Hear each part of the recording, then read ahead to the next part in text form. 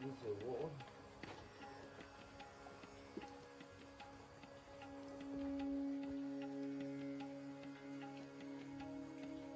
Alo, Thảo à?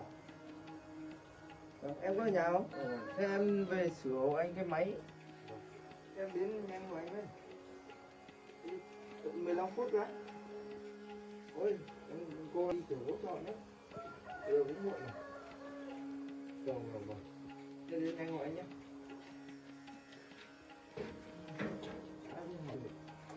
Có tiếc kiểu gì?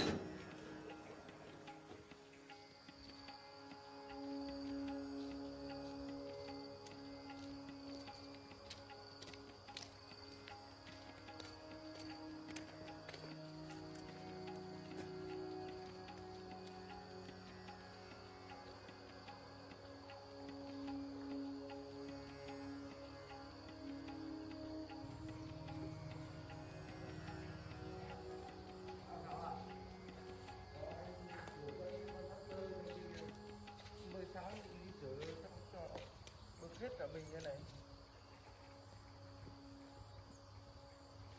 Vào đây. Xe anh để 2-3 ngày ở đây họ lại không mua được. Anh kiểm tra rồi nhưng chả biết hỏng cái gì. Con đưa thử xem này.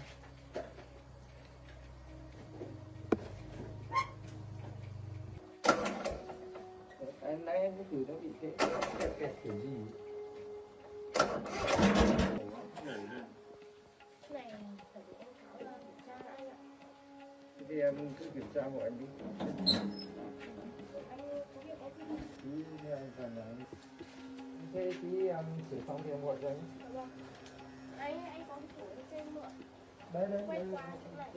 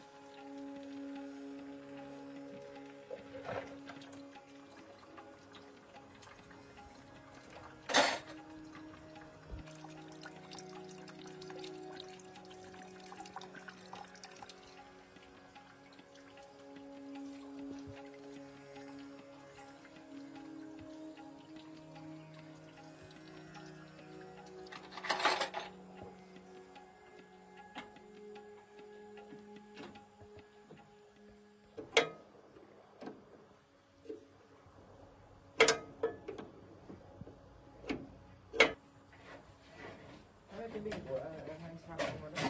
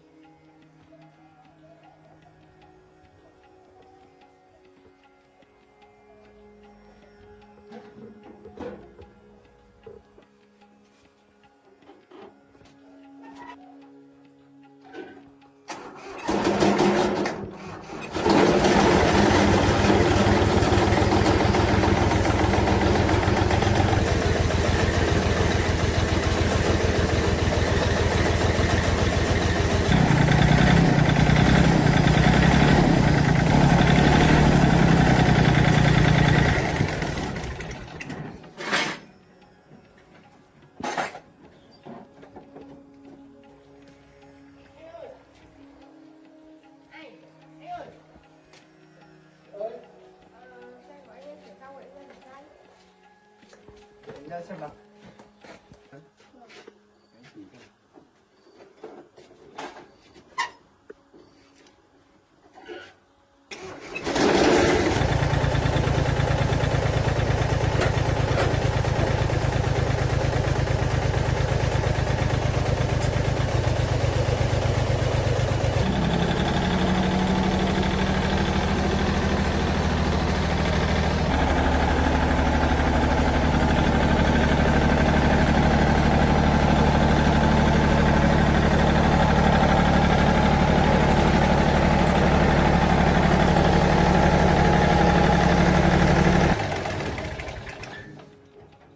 Em sửa ngon đấy nhỉ.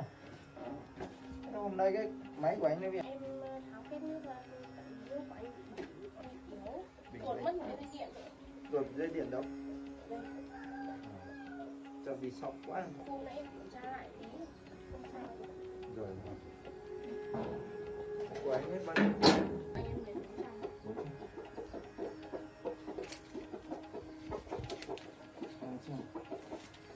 Anh gì nữa?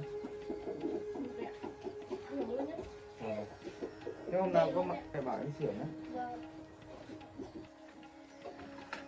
Em về nhá. Hôm nào lại có gì để anh bảo nhé.